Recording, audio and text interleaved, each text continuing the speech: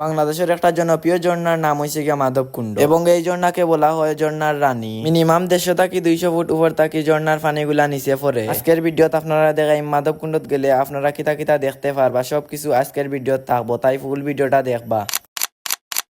Hello everyone, আসসালামু আলাইকুম। কিতা ওরা সবে আসেননি? সব বালা। কয়েকদিন থাকি আমরা কোনো গানো ফাঁকানি যে নাগর থেকে ভাবলাম আইসকু যাই কি মাধবকুণ্ড গিয়া ফাঁকাইয়া আইও। কয়েকদিন থাকি বৃষ্টি হওয়ার কারণে মাধবকুণ্ড সৌন্দর্য আরো ফুটিয়া উঠিছে। গর থেকে কইলাম চলো যাই গিয়া ফাঁকাইয়া আইও। এর কারণে আমরা মাধবকুণ্ড 3 জন রওনা দিলাইলাম। মাধবর রাস্তাটা অনেক সুন্দর, দুই সাইডে দিয়ে গাছ লাগানো এবং মাঝখানে দিয়ে রাস্তা গেছে, অনেক সুন্দর লাগে এই দৃশ্যটা দেখতে। এবং মাধবকুণ্ডর সাইডে দিয়ে অনেক সুন্দর সুন্দর চা পাতা গাছ লাগানো আছে। আপনারা যারা যারা মাধবকুণ্ড গেছেন তারা তো অবশ্যই জানোই এই বিষয়টা। তার সৌন্দর্য দেখি দেখি আমরা আইলাম এখন মাধবকুণ্ডর গেটের সামনে। মাধবকুণ্ড আওয়া পরে আমরা টিকিট কাটিয়া ভিতরে ঢুকি গেলাম। মাধবকুণ্ডর ভিতরের রাস্তাটা অনেক সুন্দর, সাইডে দিয়ে সবুজ গাছপালা লাগানো আছে এবং খুব নিরিবিলি একটা পরিবেশ, একটা সবর গেছেও ভালো লাগে। ভিতরে ঢুকা পরেও শোনা যায় ঝর্ণার একটা সুন্দর শব্দ। এই শব্দের মাঝে আলাদা একটা ভালো লাগার কাজ করে। এই ঝর্ণার সাউন্ডের মাঝে অন্য কোনো ধরনের সাউন্ড বা শব্দ থাকে না এবং এই জায়গাটাত গেলে আপনারা প্রাকৃতিক একটা সৌন্দর্য দেখতে পারবা। এবং এই মাধবকুণ্ড ইকো পার্কও গেলে আপনারা দেখতে পারবা অনেক পুরাতন গাছগাছালি এবং বিভিন্ন ধরনের জিনিস। আমরা এই সুন্দর প্রাকৃতিক দৃশ্য দেখি দেখি গেলাম কি ঝর্ণার কাছে।